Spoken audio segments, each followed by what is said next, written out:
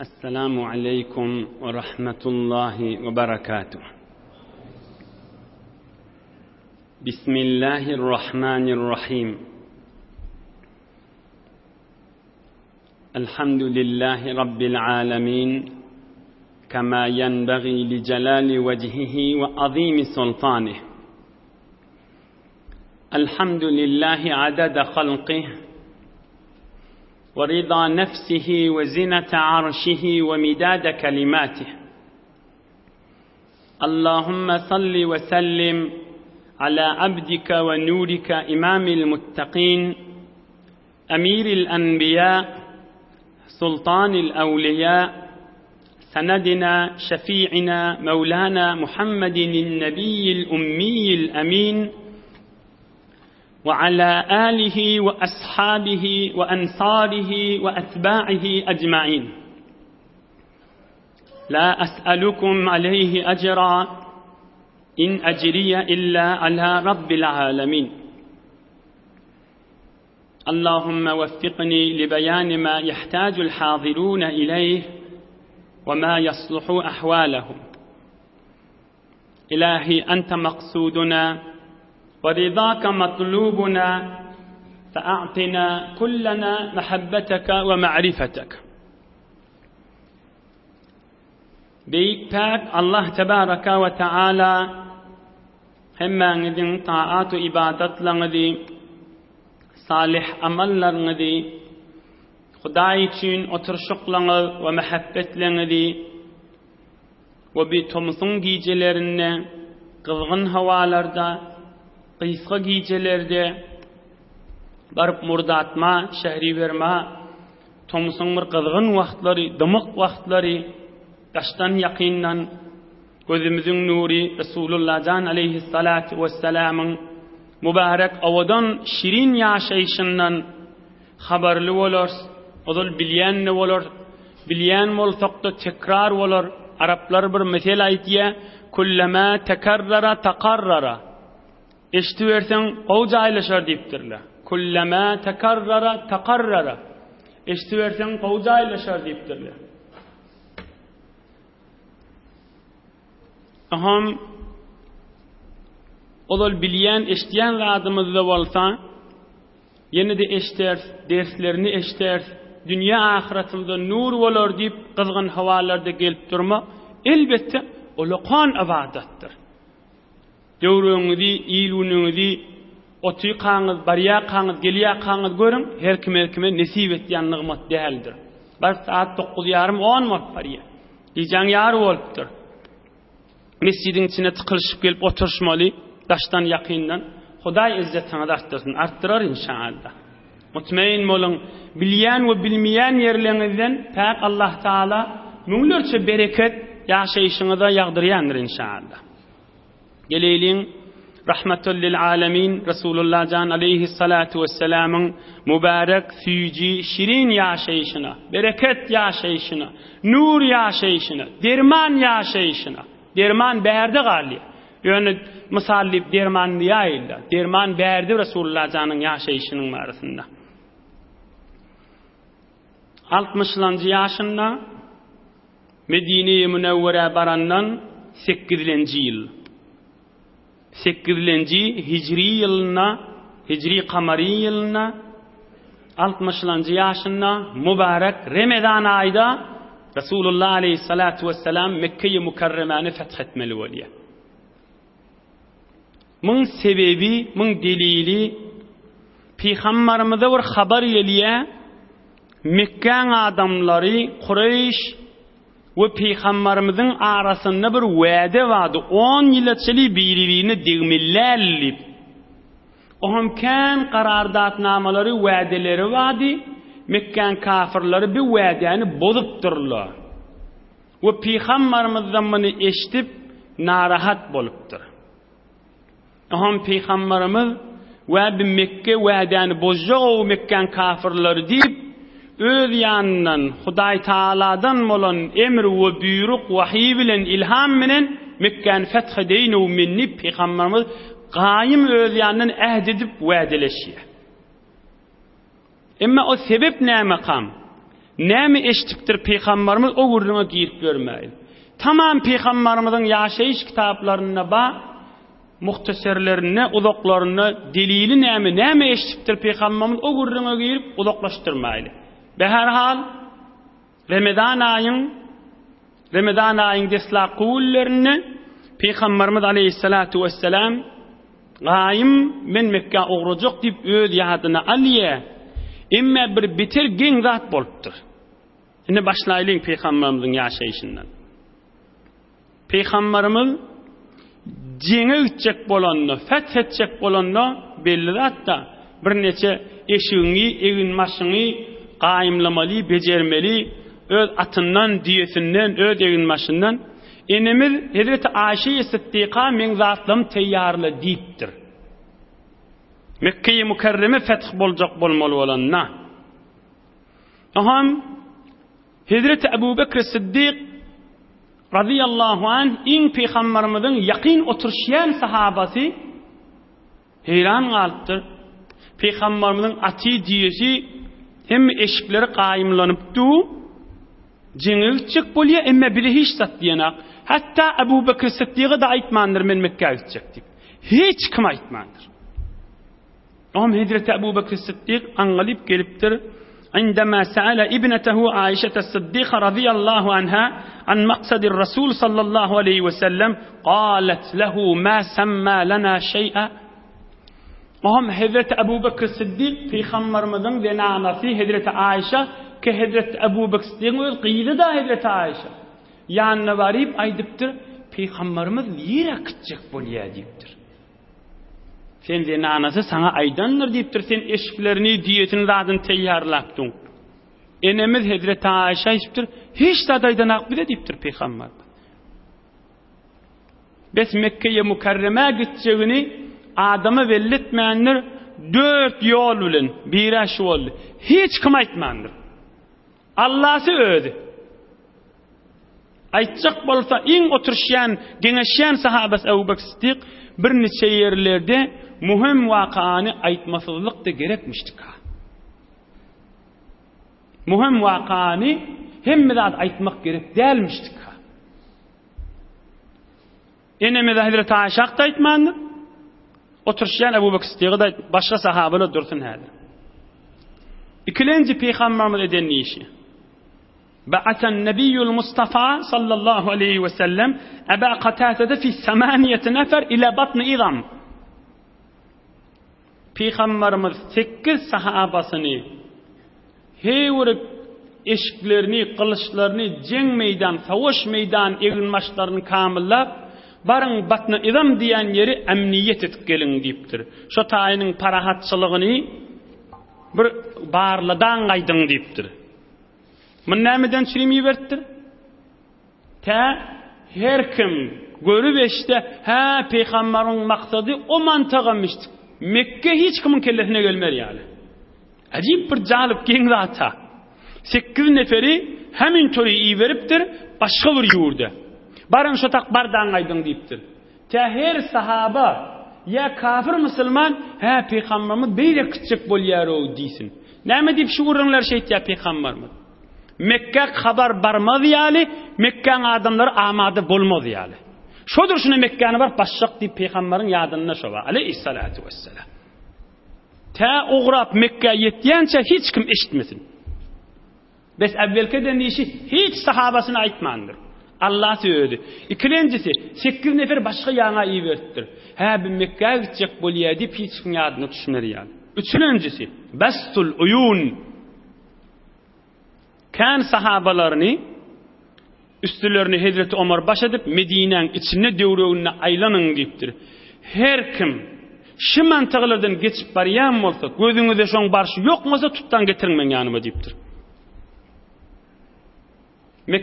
Mekke-i Mukarreme'ye gaşyny gurajakda Peygamberimiz Medine-i Munawwara'dan çykyp. Häzirde hiç kim aýdynak. Her kim şu mesire gaşyn barýan bolsa, gözüňizde ýokmasa barşy tutdan getiriň diýipdir Peygamberimiz. Dördüncüsü hay kıbla vakıp dua etmeni dörttür. Peygamberimiz aleyhissalatu vesselam näme dua edipdir? Allahumma khuz ala asma'ihim ve absarihim fela yarawna illa baghtah ve la yasma'una bina illa faj'ah kaza fil bidayeti ven nihayeh. Elinin geleni kıysaca geçip bariyan ha. Elinin geleni etti Resulullah can. Hiç kime aytmadı. 8 nefer başka yanayı verdi. Öz bir neçe sahabalarını döwreği verdi. Hiç kim geçirmeyen ştadan dip. Dördülensi dua edipdir. Hudaya men Mekke'ye mükerremege uğrayacak. Şolan gözleri de gafılsın, kulakları da gafılsın. Men Mekke'ye varyançam görmesinli, eşitmesinli dipdir. Belli veliye adam dua da etmeli, hareket de etmelimiştik ha. Elinin elini ediyorti, ahırını da dua edipdir. Hudaya men şu bernameler yürüttüm, bernamelerim yürüysün. Şolan gözleri de gafılsın, kulakları da gafılsın dipdir. Näme? Medine-i Münevvere'den çıkan vaktinde Mekke'ye mükerremen adamlar, kafirler eşitse, ola da teyyar olacak, qaytım jeng olacak. Jeng olsa näme olacak? Mekke'nin hurmatı qaçacak. Resulullah can şonu gayret yanmıştı. Ka'ba'nın hurmatı yırtılmasın diyanmıştı. Ka'ba'nın hurmatı qaçmasın diyanmıştı. Şudur şunu barip basayilli yanmıştı.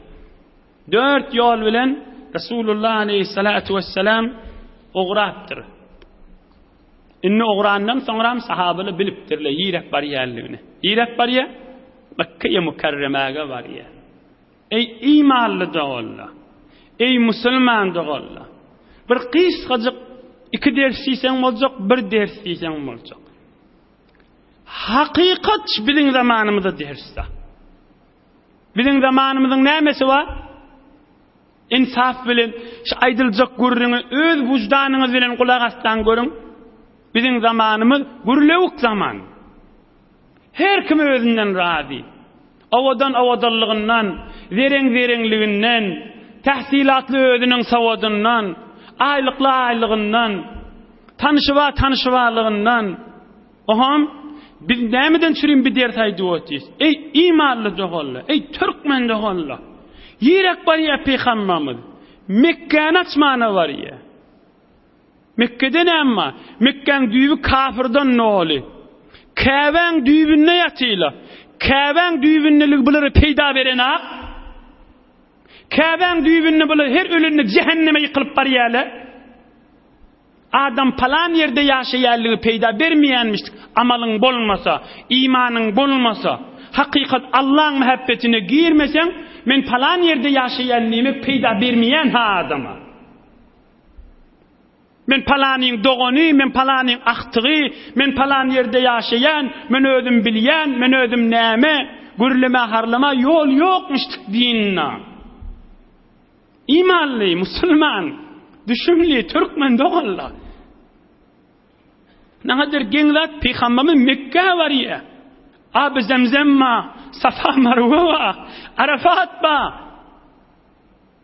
Ka'be wa, bütün musulmanlaryň kıblasy. Allah Teala'nın tamam nur dökülüp duran yer. Bütün alem cihan musulmanlığın kıblati döwreğinnek düýbünne, döwrek näme? Düýbünnek kafir kadryn bilen ha. Peygamberimiz 500 kilometrden barya men Mekke'ni musulman etjek diýip, düýbünnek kadryn bilen kafir bolup barya. Hiç şundan ardy olqan ders barma adama. Omaň düýbünneki, Ka'ba'nın düýbünnek kafirlik etýän işi näme? Fakat gürleye da bir Ka'ba'nın düýbünni, Abi Zemzem bilin elimizde, hac edilýän yer bilin elimizde, näme bilin elimizde. Ah näme peýda wa ýöne gürlemeden. Näme peýda geldi şolara. Cehennemden başladat näme nesip bolup Ka'ba'nın düýbünne kafirlere. Giýje ony Ka'ba'nın düýbünne ýatyp turýanmışdyk şolar. Abi Zemzem şolaryň elindemişdik. Cehennemden başladat näme nesip boldy şolar adamlaryň. İşte birce paýallyly o da cehennem, Allah'ın qahary. Hemmemize dersdir. Hayf ki buýurýarlar, kan adamlar ders bolmaly adamlaryň gulagyna barjak däller. Oham ýene de şo gürlemegi bilen, şo harlamagy bilen, şo özüm bilýän, özüm näme diýip geçikjek dünýeden. Hayf. Bir Ka'ba'nın düýbünde ýaşaýas, biz özümüz Abi Zemzem elimizde, biz näme Peygamberimiz 10.000 sahabası bilen goşun çekipdi. Şolary Qur'ana bererin, ýa musulman bolarlar diýip. Besteslapy ders almalylar, ýöne gürleme, özüm näme, men nämesi, men peýdasy ýokmuşdyk gürleme. İkilenji ders etýän amalyň şeriat, ýani Qur'an menen kök gelmeli.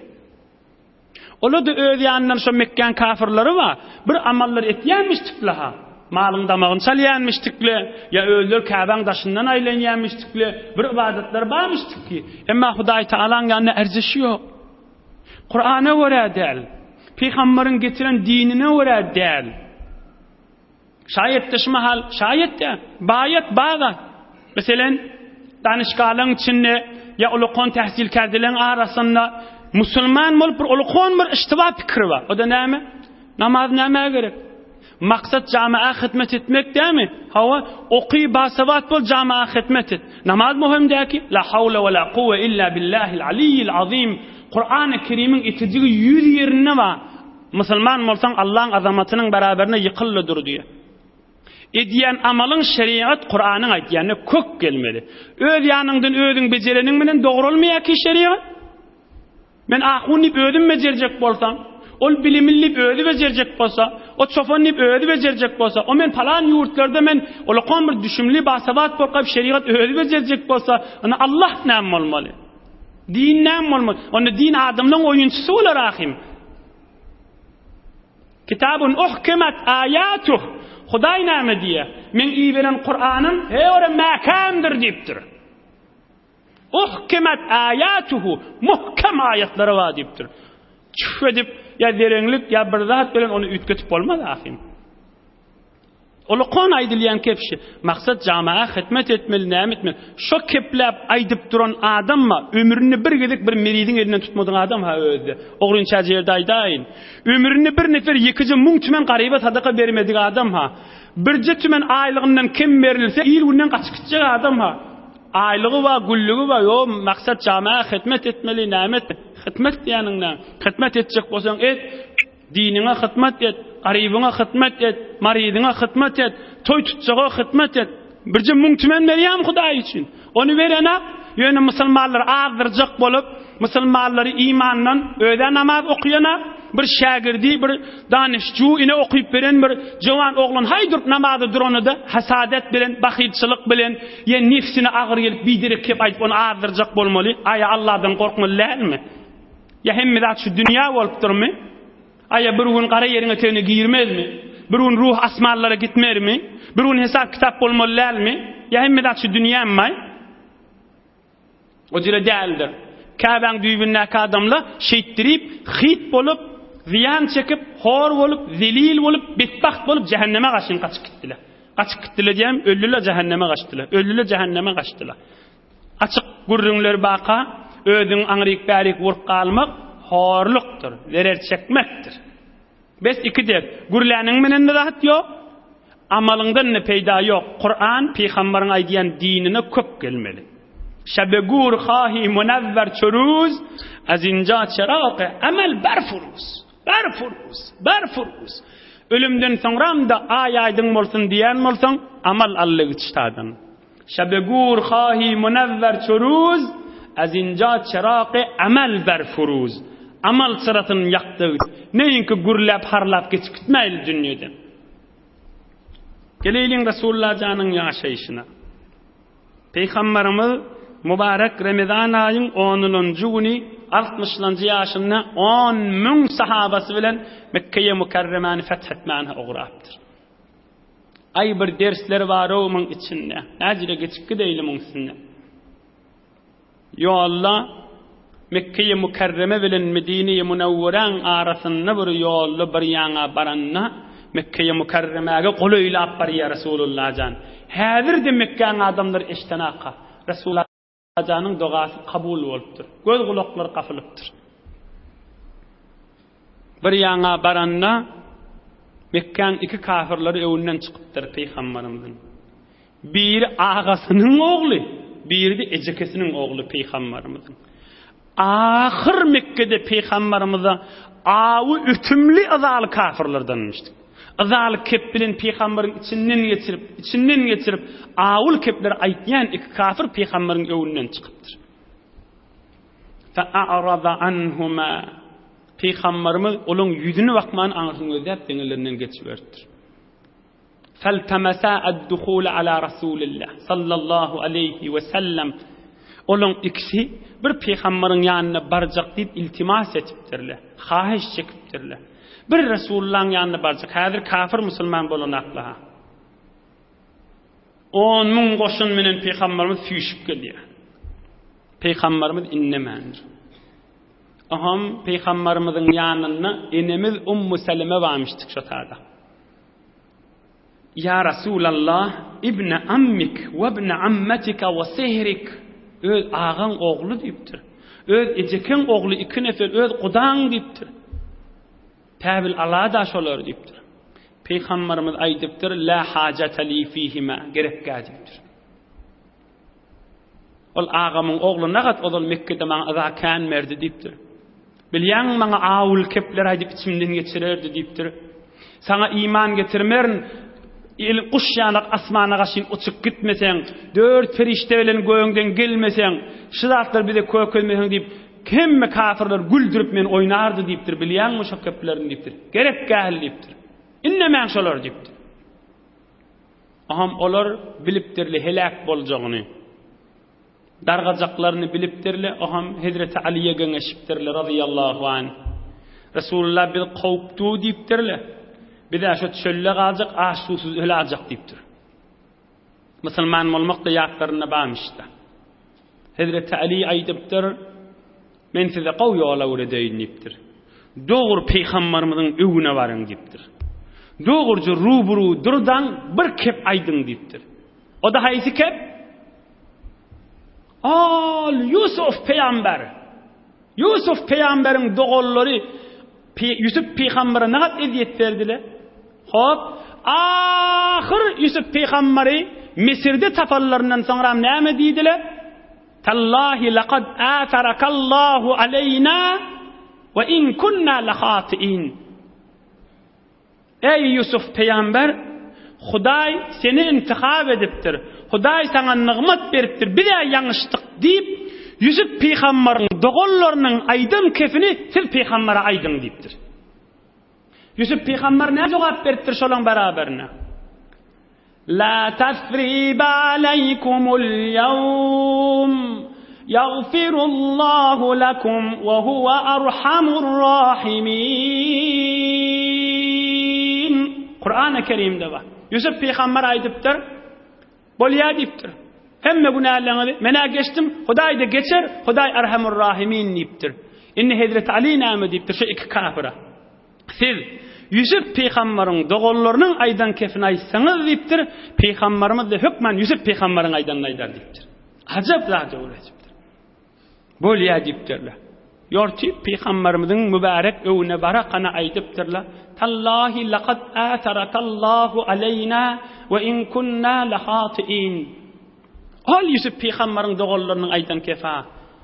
Ey Resulullah, Huday sana nimet berdi, bir yanlışlık deyipdirler. Resulullah canna aleyhissalatu vesselam olun hemme eden azalary, eziyetleri, awuli, ötümlü içinden geçirilýän kepleri, kep nagat gaty diýär adama, kep nagat ýatdan çykmaya, Resulullah canna olun hemme seçtetdim. Size Yusuf peygamberin doğullarynyň kepini aýtdyňyz. Menne Yusuf peygamberin aydanını aýtýan. La tasriba aleykumul yawm yaghfirullahu lakum ve huve arhamur rahimin. Size hiç takdimeyen mena gözeştetdim. Huday da sizin günahınızı gözeştetsin, mehribandır. Barın azat deyipdir. Geçtim deyipdir. Hem ağzın günahı. Ey bir ahlak, bir hoş ahlaklık, bilin gürülevuk, camiamizden bütün yerin yüzü haşmahal. Ey bir kafirleri ki Allah'a deviye, bir kafirleri ki Resulullah deviye, näme bir adı görmeyeli? Näme gözler kör bolupdyr bu adamlar. Gece onu her tüysli dini İslam'a ve Allah Teala'nın azamatyna ve Resulullah Aleyhissalatu vesselam'ın azamaty, mehabbeti, ululuğunun beraberine dille girýän adamlar gözleri kalplar kör bolupdyr. Bizirik Resulullah janın ahlakyny görene hakla. Şu ahlak özü näme alamaty? Ey bir mihribanlyk näme? Ey beşer gördümü, insan gördümü şu hoş ahlaklyk? Bolya geçtim deyipdir, tamam deyipdir. Ey şinip Resulullah'dan anrik barp batan düşmanına ayduotiha. Şol Allah'a Resulullah dille giriyen adamlar özünün hileyinin günahsini geçip biliyemi? Özünün en atasını şizire qow hoş ahlaklık etiyemi? Özünün erkek doğunu ayarlığını şizire hoş ahlaklık etip biliyemi? Ya bir tümen dolar pul arat işte damağın salacak adamlar en atasının oğul gıydının ya doğunun arınlaşının. Yine de utanmani, haya etmeyeni Resulullah dille girip ya din-i İslam'a dille girip ya Kur'an-ı Kerim'e dille girip vakan insanlıktan daş adam oluyorlar ki görünüp duranlar gibi. Resulullah can näme diptir? Anrik barpatan düşman. Bolya barın geçtim diptir. Tamam bir kep bile. Näme diýerler şun adyna? Şun adyna ey Türkmen dogalla, hoş ahlaklyk diýerler. Hoş ahlaklyk her hefte biz gurrun etsek de az. Hemişe de aýdýar, hoş ahlaklyk näme? Sana zulm etýär. Ay bolýa işgali ýok, men geçtim diýem. Ah, nahat qyyn zat. Sana awul kep aýdýar. Bolýa men gözeşt etdim, geçtim diýmeli. Ah, nahat qyyn zat. Sana azaly kepleri aýdyp durmaly, men geçtim diýmeli. Hudaý üçin, Allah üçin. Resulullah'ın ahlakşymışdy. Eştensiňiz adyny, Peýgamberin sahabalarına en hakylly kim? Aklyk betip kelmişdi. Hazreti Abu Darda, Seyyidul Qurra, qariler we şagirtlerine Kur'an ders berýärler. Şu ummatyň içinde evvelin şu barnaman başlanşy Hazreti Abu Darda.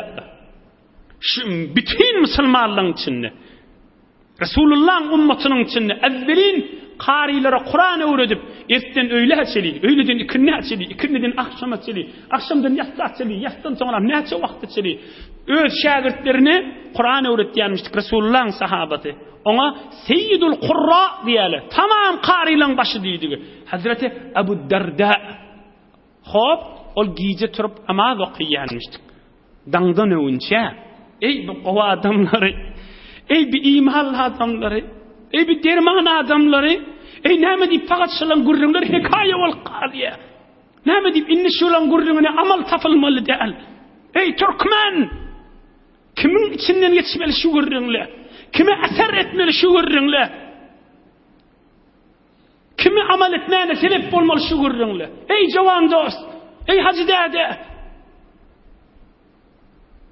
Giýje turup namaz okuyýanmış. Ýerinden daň atýança birje dua etýänmişdi. O da näme? Hudaýa men hoş ahlak bolaýyn. Hudaýa men hoş ahlak bolaýyn. Hudaýa men hoş ahlak bolaýyn. Hudaýa men hoş ahlak bolaýyn. Pakat şunu etýänmişdi. Ahir denanat aýdypdyr, senden başga dua bilmeýänmi sen diýipdir. Aham ol aýdypdyr Hazreti Abu Darda, "Weh" diýipdir. Peýgamberimizden eşitdim kulagym bilen diýipdir. Kıyamet gününde meydan tarazu amal çekiliye in toğabıken ağır olacaklar hoş ahlaklık deyiptir. Kıyamette görürsün deyiptir. Geceler nefil namaz okuyan evliyalar turar deyiptir. Gündüzler arada tutyan evliyalar turar, soflar turar deyiptir. Ramazan aydan başka 5 vakt namazdan başka görürsün. Olan da amalların terezide koyulur deyiptir.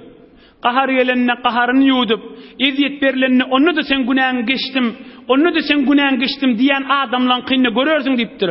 Şol hoş ahlağı adamlan terezisi soğabı ağır gelecek deyiptir. Peygamberimizden eşittim şunu deyiptir. Ağırdat da birinin günahını geçmek. Derrew ağzına bedduğa geliye, derrew hakkını almak geliye. Meger men adam däme deyip uğrasın geliye. Hakkını alsan, ezafa gitmesen günahı yok ha. Hudaý her kim hakkını almalı deyipdir. Emme onu geçtim diýsen, kıyamatda şu jürek peýdalarda bada. Ol Kadir Gece gurrunda aýdandyr. Resulullah'ın düýbünde oturjak ol adamlar kıyamatda. Gel bäri, gel men ýanjagynda otur diýjek Resulullah jan. Heyp men Resulullah janyň gurrundan çykyp barýan, Resulullah'ın siretinden çykyp barýan, ýoksa şun her hefte bir gurrun agzak goýmaly. İlgünimiz gözläp görün. Düşümli, düşümsüz, bisabat, basabat, pulli, pulsuz, öýlenen, öýlenmedik. Türkmenin içinde men bilen adam aýaş ahlak ýörýärmi öýlemizde? Aýa insanyň şahsiýeti şu zamanky tejammulat zamanı, öýüne odalla, puluna odalla, ya tahsilatını yukarı etmek bilen, heyore basavat bolmak bilen, aya insanın şahsiyeti, adamın kalplarını ululayama. Bir adamı canın bilen silasın eleyem şu zamanında. Öz insafınız bilen, haklınız bilen, düşmünüz bilen cevabını aytın. Hiç silasınız gelmer. Emma bir adamı silasınız gelir. Kim? Hoş ahlak adam olsa. Qılığı olsa, geçirimli olsa, işgali yok deyse, hizmet etse, canı bilen musulmanlara mehabbet etse, onu hutbu yüreğinden qovur yanırsın. Allah Teala şeyle koyuptur onu. Resulullah can näme diye, derman näme diye, gözümüzün nuru başımızın tacı näme diye, rahmetul lil alamin näme diye, Muhammed Resulullah näme diye aleyhissalatu vesselam. İnnemâ bu'ihtu li utammime mekârimel ahlâk. Allah Teala men peygamber etip verdi, ta adamların ahlakını becereyini deyiptir. Ta adamların ahlakını becereyini deyiptir. Nakat ma'na var bu gürzüklerde, nakat dersler var. İl günümüz Resulullah'dan daşallığı içe, ahlakta daşalıp parıya. Ahlaktan da daşalıp parıya. Men birimi gurrunun içine kärrek girsem men qalacak da. Hey, vakt yok, izin alıp gideyli. Peygamberimiz aleyhissalatu vesselam 2 tane kafir evinden çıktı. Geçtim deyiptir. Tamam savuştuk deyiptir. Allahu ekber. Inni geçenden ne ağlayacak deyiptir. Onlar da musulman boluptur, giyiriptirler. Resulullah can aleyhissalatu vesselam uğrattır sahabalar bilen. Akşam bir yana varıptır. Bir suğun üstünden varıp ağlatıptırlar. Arada aydan. Hey, rahmetler çekiptirler. Ha, ne rahmetler çekiptirler. Öyde oturan yerlemizde akşamı yetirmek qiyin aradaydı. Akşam bir yana varıptırlar. İnne Mekkan qolaylarına varıptır. 10.000 sahaba. Peygamberimiz aydıptır. Her kim ot yakacak bolsa azat deyiptir. Evin başından çürüyüm, nahardan çürüyüm, suğundan çürüyüm, her näme. Yani 10.000 nefer ot yaksa bir görse, ey bir azamat näme deyse deysinden deyiptir. İnne eşteştin kafirle deyiptir Mekkankiler. İnne eşteni bilen üyüşüp amadegi taf bilecek değerler ha. 10.000 tane da ot yakıptırlar sahabalar. Yönü uluqon bir ertişta. Emma Peygamberin amusi Abbas Peygamberin mübarek katırını minip hal anırrak Mekke'ye kaşın gidiptir. Yıkıcıydı. Nämeden çürüyüm? Belkim bir giyeceğin içinde odun yığınap bir Mekkeli bir yerini görse, şuna oğruyun çayçıktan aytacak, yet Mekke haber ver, elinizden adat gelecek değil, 3'ten Peygamber'e gelin, haheş çıkın, zat deymen bize deyin deyip, kulası var, o yola aytacakmıştık da. Giyece barıptır, aylanı verttir katır. Görse evinden Ebu Sufyan çıkıptır. Hazır Müslüman olmandır Ebu Sufyan. 70 yaşın devrevinlemiştik. Ola kan adam. Ebu Sufyan görtür kan ot yakıglı. Hey, bula kim bila näme deyip keplap tuqa? Hazreti Abbas eşitiptir onun kesini.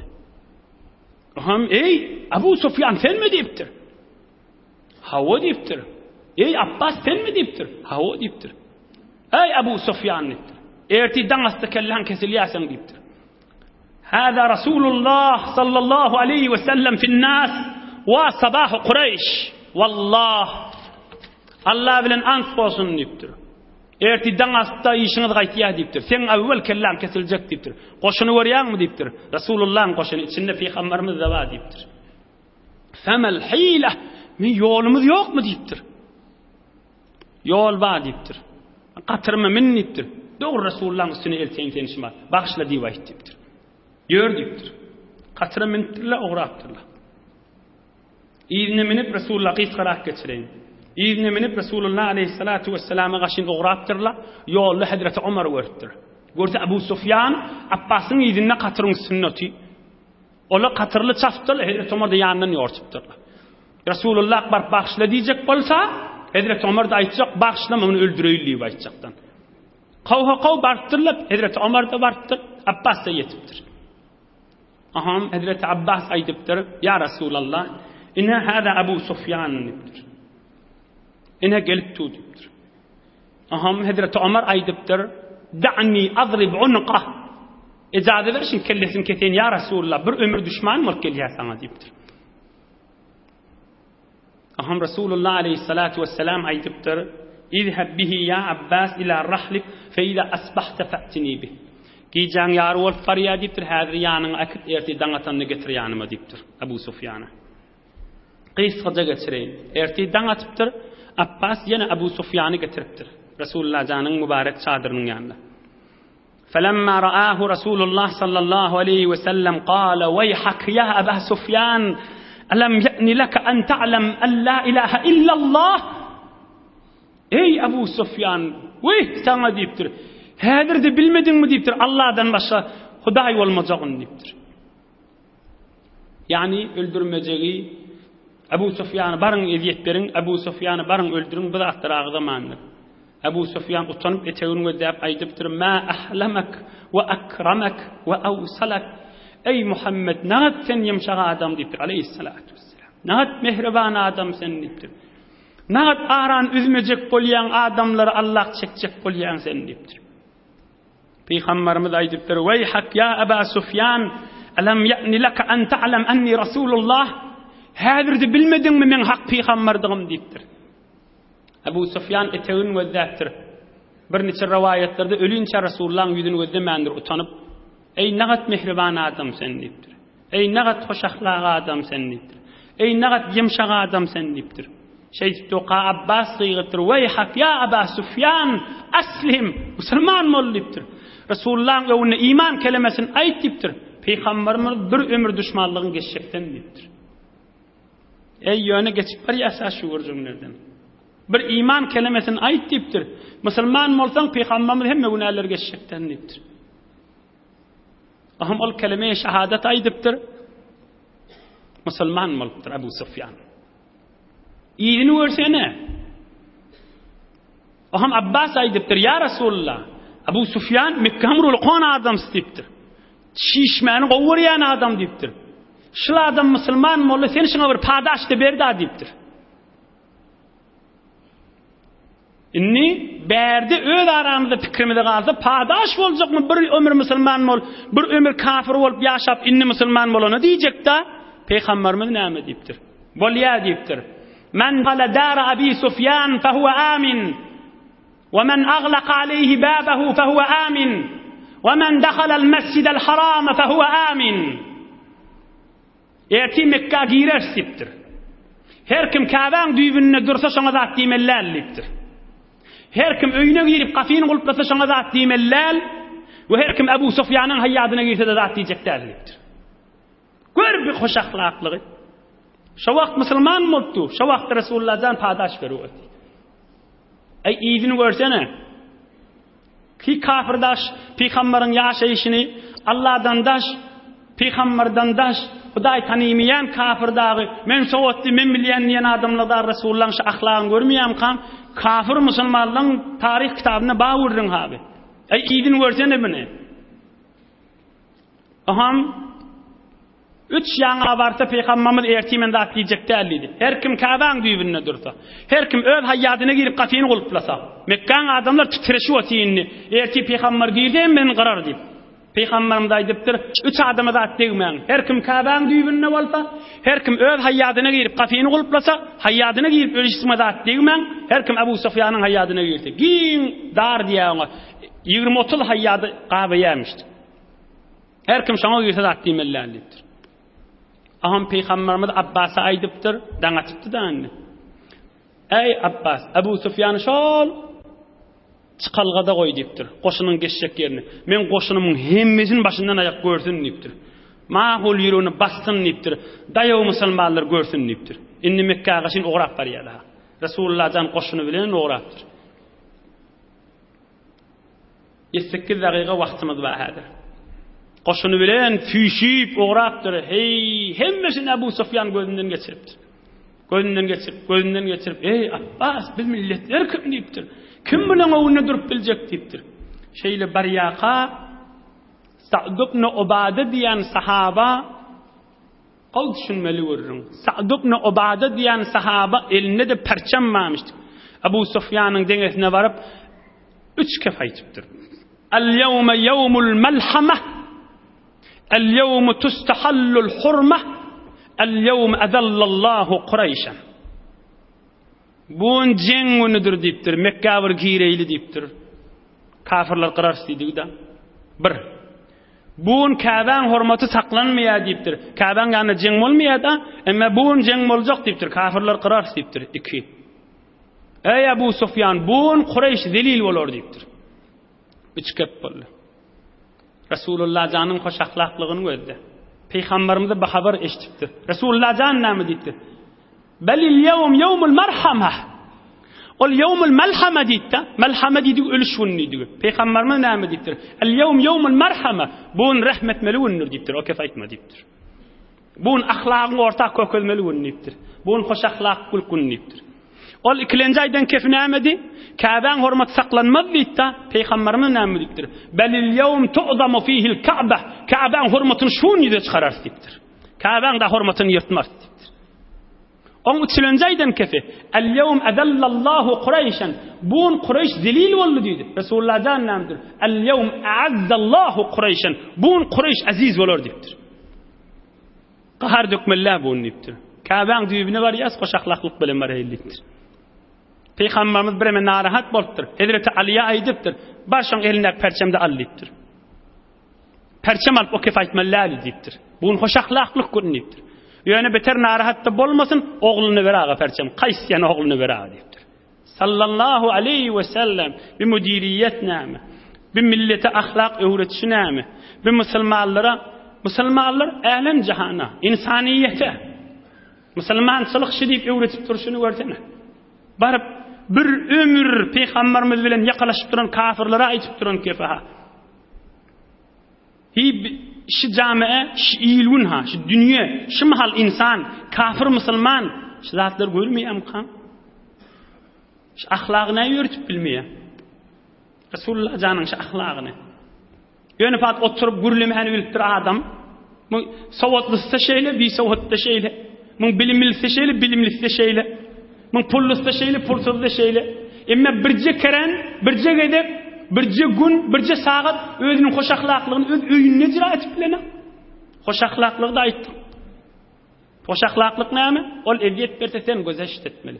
Ol arany üzjek bolýar, sen ýapşyrjak bolýan. Gaty qyyn, emma Rasulullahyň ýanyna boljaklar. Inha şeýtiri peygamberimiz günnüzlükde Mekke-i Mukarremä ýaqyllady. Päk Allah köklese inneke heftehe Mekke-i Mukarremä girip Ka'baň düýbünde boljak ýagdaýlary hyzmatyňyza ýetirer inşallah. Allah Taala iman abruýdan aýyrmasyn. Allah Taala kalplaryňyz, ýüregözleriňiz nuri imandan dolu etsin.